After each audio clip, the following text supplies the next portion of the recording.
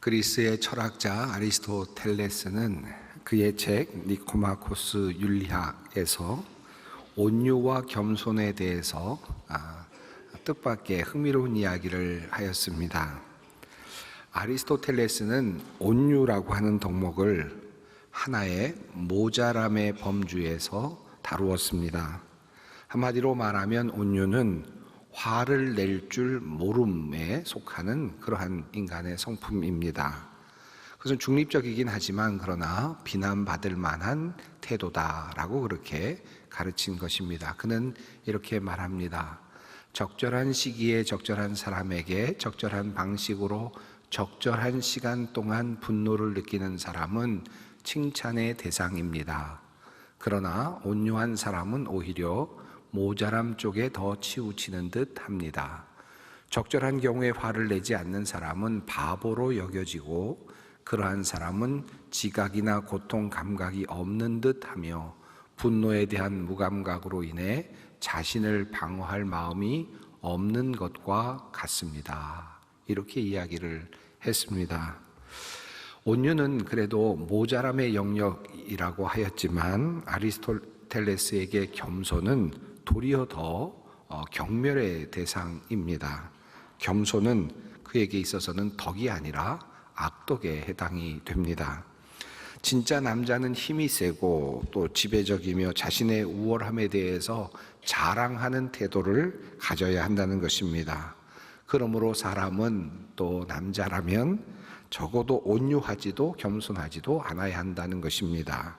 그래서 그는 말합니다. 겸손하지 말라. 겸손하면 결국 남에게 짓밟히게 될 뿐이다 라고 그렇게 가르쳤습니다. 바로 이러한 가르침의 문화가 예수 그리스도께서 계셨던 그 시기, 또 그것을 넘어서 초대교회의 시기에 있었던 주변의 문화였습니다. 왜 이런 가르침을 그리스의 철학자들이 말했을까요? 사실 그렇습니다. 전쟁의 자리에서 온유는 그다지 큰 의미가 없습니다. 그것은 분명 모자람이 분명합니다. 또 투쟁의 자리에서 겸손은 심지어 악덕일 수도 있습니다. 성난 사람들이 비판을 쏟아내며 분노하며 큰 분노를 만들어 가야만 투쟁이 투쟁다워질 수 있겠죠. 우크라이나와 러시아의 전쟁에서 러시아 병사이든 우크라이나 병사이든 온유한 병사, 겸손한 군인 그다지 의미 없지요. 그 말은 오늘날 우리에게 겸손이 그다지 매력이 없는 이유는 오늘 우리들의 삶이 전쟁터라는 것을 의미합니다. 한마디로 말하면 우리는 전쟁과도 같은 삶을 오늘도 지금도 살아가고 있다는 뜻입니다. 자, 그렇다면 오늘 이 땅을 살아가고 있는 우리들에게 꼭 필요한 삶의 태도는 무엇일까요? 우리 그리스도인들은 어떤 태도를 가지고 살아가야 합니까? 매우 흥미롭게도 우리 예수님은 바로 그리스의 철학자들이 살았었을 그 당시 그때 사셨던 그 예수님께서 도리어 우리들에게 온유함과 겸손함에 대해서 말씀을 하셨다는 겁니다. 그것이 참으로 놀랍습니다. 그 온유와 겸손이 도리어 모든 것을 풀어내는 열쇠라는 사실을 우리 예수님께서는 우리에게 말씀하여 주셨습니다. 수고하고 무거운 짐진 자들아 다 내게로 오라. 내가 너희를 쉬게 하리라. 나는 마음이 온유하고 겸손하니 나의 멍에를 메고 내게 배우라. 그리하면 너희 마음이 쉼을 얻으리니 라고 이렇게 말씀을 하십니다. 그리스의 다른 철학자들과는 달리 세상 사람들의 관점과는 달리 예수님께서는 도리어 온유와 겸손을 말씀하시면서 그 안에 참 쉼이 있다라고 말씀을 하셨습니다. 다시 말하면 전쟁터와 같은 세상, 이 세상이 완전히 다른 세상으로 바뀌어야만 그 안에 참된 쉼이 있다라는 뜻입니다. 그리고 온유와 겸손의 가치가 최대한 드러나는 그 세상에서만 드디어 우리에게 참된 행복이 있다라고 하는 뜻이기도 합니다. 모든 문제를 해결하는 열쇠는 바로 온유와 겸손임을 예수님이 말씀하십니다. 그 온유를 배우고 겸손을 배우라고 말씀하십니다. 그 안에 안식과 평안과 쉼이 있다는 것입니다. 사람에게는 무엇인가를 정복하고 마음껏 하려고 하는 끊임없는 욕망이 존재합니다. 내가 생각하고 있는 이상적인 나라가 있죠. 이상적인 세계가 있습니다. 멋진 이념도 있습니다. 내가 만들어가고자 하는 멋진 사회 세상도 있습니다. 그렇게만 하면 행복을 얻을 수 있을 것 같아서, 그래서 그것 얻기 위해서 전쟁도 불사하고 투쟁도 불사하고 데모도 불사하고 그렇게 살아갑니다. 하지만 전쟁은 그 오랜 기간 전부터 지금까지 끊임없이 그 전쟁은 끝이 나지 않고 이어져 내려오고 있습니다. 그 사이에 수많은 사람들이 희생이 되고 또 죽어가고 있습니다. 하지만 진정한 행복은 어디에 있을까? 온유와 겸손이 실행되고 온유와 겸손이 최대한의 아름다운 가치로 그렇게 여겨지는 그 자리, 그리고 온유와 겸손으로 살아가고 있는 사람들 안에서 진정한 안식과 쉼이 있다고 주님은 가르치십니다. 여러분 한번 생각해 봅니다. 아리스토텔레스가 가르친 그 멋진 이야기, 적절한 시간에 적절한 상황 속에서 적절한 기간 동안 적절한 사람에게 분노를 표출하는 것이 칭찬받을 만한 일이다. 글쎄요, 전쟁의 상황에서, 경쟁의 상황에서는 그것은 당연히 그럴 하죠. 그런데 만약에 이것을 우리의 가정에 적용하면 어떻게 되겠습니까? 우리의 가정이 적절한 시간에 적절한 상황 속에서 적절한 기간 동안 적절한 사람, 남편이든 아내에게 분노가 표출되도록 하는 것이 칭찬받을 만한 일이다. 여러분 동의되십니까? 그렇게 하면 행복할까요? 여러분의 가정이 더 멋진 가정이 될까요? 정의로운 가정이 될까요? 더 복된 가정이 될까요? 우리는 아마도 아니지, 우리 가정에는 도리어 그런 분노, 그런 표출이 아니라 온유와 겸손이 있어야지 라고 그렇게 답을 하실 겁니다. 자, 그럼에도 불구하고 우리 가정에서는 그렇게 해야만 행복이 있고 그리고 바람직한 가정이 이루어진다는 것을 믿고 있음에도 불구하고 우리의 사회, 우리의 정치로 확대하면 도리어 이야기가 달라집니다. 마땅히 분노해야지, 마땅히 그것을 표출해야지, 그래야만 행복한 나라가 오지, 그렇게 싸워야만 행복한 사회를 만들 수 있지 라고 그렇게 이야기를 하는 것입니다. 왜 우리는 이렇게 다른 모습을 가지고 있을까요? 왜 우리는 우리 사회에서 서로 분노를 부추기며 투쟁을 선동할까요? 이것은 진정 우리에게 행복을 주지 못하는데도 말입니다.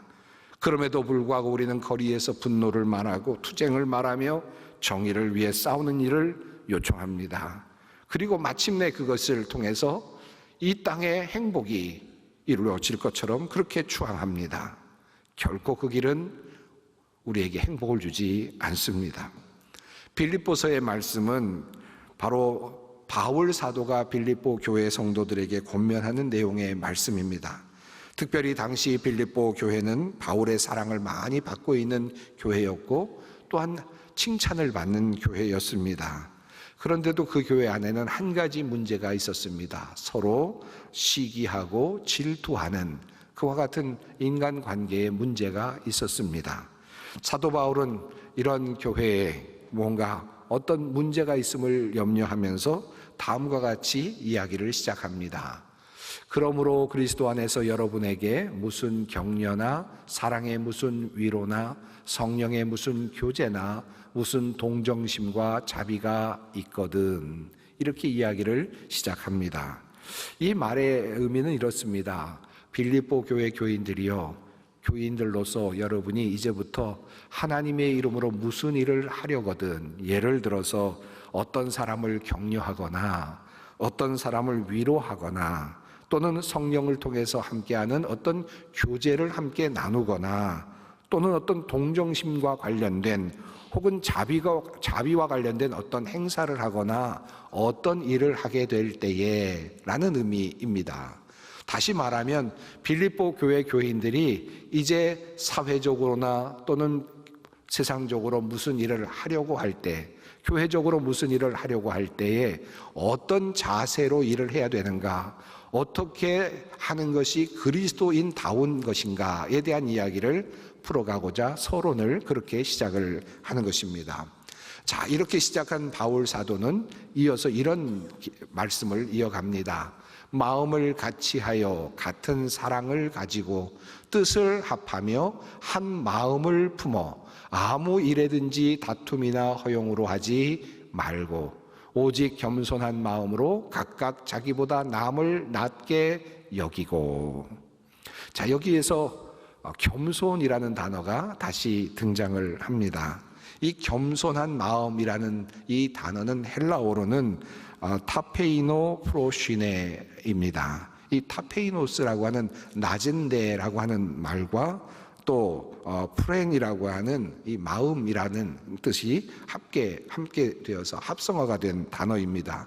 다시 말하면 낮은 데로 마음을 둔다, 이것이 겸손이다라는 뜻입니다. 이미 앞서서도 제가 이야기를 하면서 같은 뜻으로 풀어왔습니다만은 이 언어적인 뜻이 또한 그러합니다. 자, 그런데 바울 사도는 낮은 데 마음을 두는 이 겸손은 어떤 것인가에 대해서 이렇게 한 가지를 덧붙여 설명하였습니다. 각각 자기보다 남을 낮게 여기고, 이것이 겸손의 하나의 또 다른 모습이라는 뜻입니다. 자, 여기에 굉장히 중요한 의미가 담겨 있습니다. 자, 내가 다른 사람들보다 조금 못하다라는 생각을 가지고 말하고 행동하라는 것입니다. 이것이 겸손이라는 뜻입니다.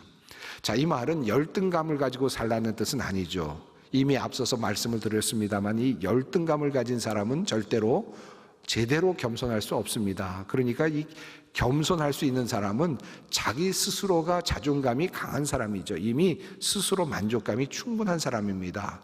자기 스스로 모든 것을 다 판단할 수도 있고 또 모든 것을 생각할 수 있고 할 수 있는 모든 능력을 가지고 있는 그런 사람이 바로 겸손할 수 있는 사람이죠. 자, 그런데 그런 모든 재능과 능력을 가지고 있는 사람, 그 사람이 생각을 하기를 나보다 저 사람이 더 나아, 나보다 저 사람이 더 훌륭할 수 있어 라는 마음을 가지고 그 사람들을 대하라는 겁니다. 그것이야말로 진정한 겸손의 모습이라는 뜻입니다. 자, 나의 부족함을 인정하고 그리고 배우려는 자세로, 그리고 한 걸음 더 나아가서 열린 자세로, 내가 많은 것은 알고는 있지만 나보다 더 많은 것을 알 수도 있지, 나보다 내가 알지 못하는 것, 내가 생각하지 못하는 것들을 이야기해 줄 수도 있겠지, 지혜를 구하는 마음으로, 그렇게 열린 마음으로 그렇게 다른 사람들을 대하라는 것입니다. 이것이 바로 겸손이다라고 그렇게 가르칩니다. 요즘 한국에서 일어나고 있는 혼란의 상황을 우리가 계속 보고 있습니다. 자기보다 남을 낮게 여기고 라고 하는 이 겸손에 대한 하나님의 이 명령 교훈은 어쩌면 우리 사회에서는 이미 실종된 지 오랜 것처럼 보이기도 합니다. 남을 존중하려는 그런 의도가 전혀 보이지 않는 그런 모습들이 여러 모습 속에서 나타납니다. 다른 사람들의 뜻을 반영하거나 그것을 통해 배우려는 생각이 전혀 없는 것 같습니다. 그저 내가 옳고 내가 말하는 것이 정의라고 말하는 것 같고, 또 내가 생각하는 것을 말하면서 주장하고 그것을 거듭 피력하면서 그것을 받아들이지 않는 사람과 분노하고 비난하고 그리고 정죄하는 그런 모습이 여러 사회 상황 속에서 계속해서 드러나고 있습니다. 만약에 이런 것이 우리들의 가정에서 일어난다면 어떨까요? 남편과 아내 사이에서 이런 일이 일어난다면 참으로 참혹한 일이 아닐 수 없을 것입니다. 그런데 교회에서 일어난다면 어떨까요? 그것 역시 그러하겠죠. 사회에서 이런 일이 일어난다면 어떨까요? 역시 그러합니다. 정치권에서도 마찬가지일 것입니다. 겸손이 사라진 세상입니다. 우리의 가정이 그렇고 우리의 교회가 그렇고 우리의 사회가 그렇습니다. 우리는 현재 민족적으로, 국가적으로 매우 위중한 시간을 보내고 있습니다. 어려운 시간을 보내고 있습니다. 국회의 입법 파행과 대통령의 계엄 선포로부터 시작된 국가의 위기는 지금 한치 앞을 내다볼 수 없는 그런 상황으로 치닫고 있습니다. 자, 이 상황을 우리는 어떻게 해결할 수 있을까? 많은 분들이 얘기합니다. 또 저도 이야기하고 또 많은 분들이 함께 같은 목소리를 냅니다. 좌와 우가 하나가 되어야 된다.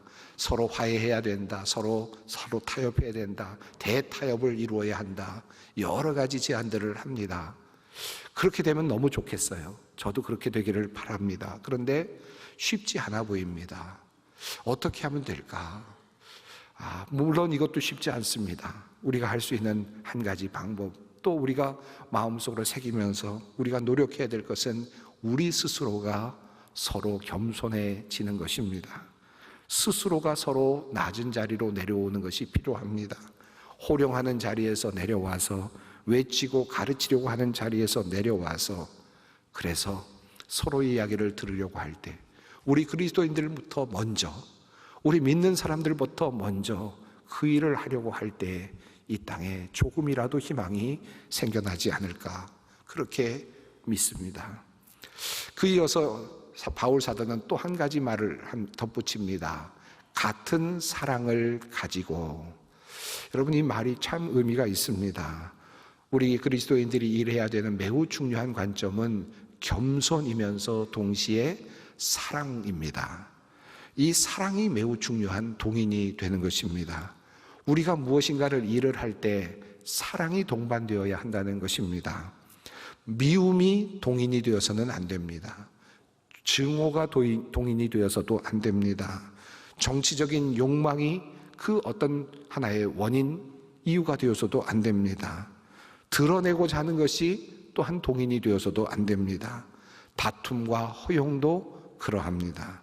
오직 사랑으로, 사랑하는 마음이 우리에게 있어야 하겠습니다. 나라를 위하여, 나라가 잘 되어야 한다고 많이 걱정하는 분들이 참 많습니다만은 수많은 사람들 중에 정말 나라를 사랑하는 사람이 얼마나 될까를 때로는 생각해 봅니다. 정치권에서 또는 여러 언론이나 또는 여러 사회 각 분야에서 나라에 대한 걱정들을 많이 하는데 정말 나라를 사랑하는가? 정말 사랑하는 마음으로 그 이야기를 하고 있는가? 정말 나라를 살리고자 하는 마음으로 그 이야기를 하고 있는가? 깊이 우리가 한번 생각해 보아야겠습니다. 특별히 우리가 이 나라를 위해서 무슨 행동을 하든지 우리가 깊이 물어야 될 첫 번째 질문은 과연 나는 겸손한가? 두 번째 질문은 과연 나는 사랑이 있는가? 이 질문을 던져야 하겠습니다. 또 한 가지 이어지는 또 다른 바울의 권면이 있습니다. 마음을 같이하여 같은 사랑을 가지고 뜻을 합하며 한 마음을 품어. 여기 보면 마음이라는 단어가 두 번이나 나오고 뜻이라는 단어도 나옵니다. 한마디로 말하면 마음과 뜻을 합하여 라는 뜻이겠죠. 마음과 뜻을 하나로 묶으라는 뜻입니다. 하나가 되라 라는 뜻이죠. 아마 좌도 우도 하나가 되고 싶을 겁니다. 어떻게 하나가 되라는 것일까요? 좌로 하나가 되라는 것입니까? 우로 하나가 되라는 것입니까? 어떤 마음으로 하나가 되라는 뜻일까요? 이 말씀은 바로 뒤에 나오는 말씀과 매우 중요하게 연결이 됩니다. 너희 안에 이 마음을 품어라. 곧 그리스도 예수의 마음이니. 다시 말하면 우리 모든 그리스도인들은 단 한 가지 마음으로 하나가 되어야 합니다. 어떤 이슈나 어떤 이념이나 어떤 사안에 대해서 한 마음이 되는 것이 아니라 예수 그리스도의 마음으로 하나가 되어야 한다라는 것입니다. 예수 그리스도의 마음이 우리의 마음이 되어야 됩니다. 우리 모든 그리스도인들의 마음이 되어야 합니다. 정치적으로 해법이 다를 수도 있고요. 정치적으로 내가 생각하는 방향이 좀 다를 수도 있습니다. 또 그것을 피력할 수도 있습니다. 그것 때문에 노력할 수도 있습니다만은 적어도 그리스도인들은 한 마음으로 뭉쳐야 되는데 바로 그 마음은 예수 그리스도의 마음으로 하나가 되어야 한다라는 것입니다. 자, 그렇다면 그 예수 그리스도의 마음은 어떤 마음입니까? 빌립보서 2장 4절 이후부터 11절까지 나오는 말씀이 그 내용을 이야기하고 있지 않습니까? 예수님께서는 자기를 온전히 비우셨다라고 말합니다. 그리고 종의 형체를 입어서 사람이 되셨다라고 말합니다. 그리고 낮은 데까지 내려오셨다라고 말합니다. 그리고 죽기까지 순종하셨다라고 말합니다. 이것이 바로 예수 그리스도의 겸손, 겸비입니다. 인간의 몸을 입고 내려오시는 겸비, 겸손, 그리고 인간의 몸을 입고 내려오셔서도 또 가장 낮은 천한 곳으로 내려가시고, 천한 곳으로 내려가셔서 그냥 연명하시다 가신 것이 아니라 죽음의 자리까지 내몰려서 결국은 십자가에서 죽임을 당하시는 자리까지 내려가시는 겸비, 겸손입니다. 이 겸손은 단순하게 자기 자신이 내려가겠다고 해서 행한 것이 아니라 하나님의 뜻이라는 사실을 예수께서 굳게 믿었기에 그 하나님의 뜻에 순종함으로 바로 낮아지신 것입니다. 이 마음을 품으라, 이 곧 예수 그리스도의 마음이니라고 하는 이 마음은 하나님의 뜻에 내가 무조건 순종하겠다고 하는 그 마음입니다. 하나님의 뜻에 내가 복종하겠다고 하는 그 마음입니다. 그 마음이 예수 그리스도의 마음이었습니다. 오늘 우리가 여러 가지 어려운 상황 속에서 우리 그리스도인들은 어떤 마음입니까? 하나님의 뜻이 이루어지기를, 하나님의 뜻이라면 내가 순종하겠습니다. 내가 고난을 당하든 내가 어떤 일을 당하든 나는 하나님의 뜻에 순복하겠습니다 라는 마음으로 한 마음을 이루는 것이 우리가 마땅히 해야 할 일입니다. 그러기 위해서 우리가 해야 될 것이 뭘까요? 우리가 해야 될 일은 매우 분명합니다. 하나님의 뜻을 구하는 일입니다. 하나님의 뜻이 이루어지시기를, 하나님의 나라가 오기를, 하나님의 뜻이 이 땅에서 이루어지시기를 주님께서 가르치신 기도의 내용처럼 우리는 하나님께 기도하는 것입니다. 우리 그리스도인들이 해야 될 매우 중요한 일 중에 하나는 거리에 나가는 일도 중요한 일일 수도 있고 각자 맡은 일일 수도 있겠고, 또 나름대로 자기 자신이 가지고 있는 재능으로 무엇인가를 공헌하는 일도 또 맡은 일일 수도 있겠지만, 우리 모든 그리스도인들이 함께 해야 될 일 중에 하나는 바로 하나님께 나라를 위하여 간절히 기도하는 일입니다. 이것이 우리의 능력입니다. 우리 그리스도인들의 능력입니다. 이것이 바로 하나님의 능력이 임하는 자리입니다. 역사가 뒤바뀌는 바로 그 자리이기도 합니다. 우리 그리스도인들은 하나님의 뜻을 묻는 그 기도를 통하여 이 나라의 운명에 함께 동참하는 것입니다. 이 민족의 운명에 함께 동참하는 것입니다. 그리고 우리의 운명에 함께 동참해 나아가는 것입니다. 외치는 사람들의 소리가 넘쳐납니다. 그런데 오늘 우리는 지금 사순절을 보내고 있습니다. 자기 자신을 완전히 비우시고 하나님의 뜻에 순종하시면서 이 땅에 내려오셔서 순환을 당하신 예수 그리스도의 그 삶을 기억합니다. 나 역시, 우리 역시 그렇게 살리라고 그렇게 고백을 하는 기간입니다. 많은 소리들이 넘쳐납니다.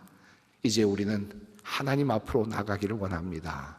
겸손하게 하나님의 뜻을 묻고 하나님께 간구하며 하나님의 뜻에 순종하며 자기 자신을 낮추며 사랑으로 이 나라, 이 민족을 위해 기도하는 우리 모두가 되었으면 좋겠습니다.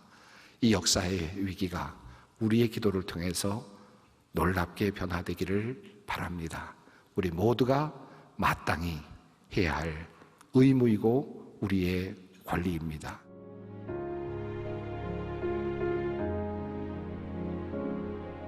지금은 선교 헌금 시간입니다. 이 예배를 통해 삶 가운데 은혜와 회복이 충만하시길 간절히 기도합니다.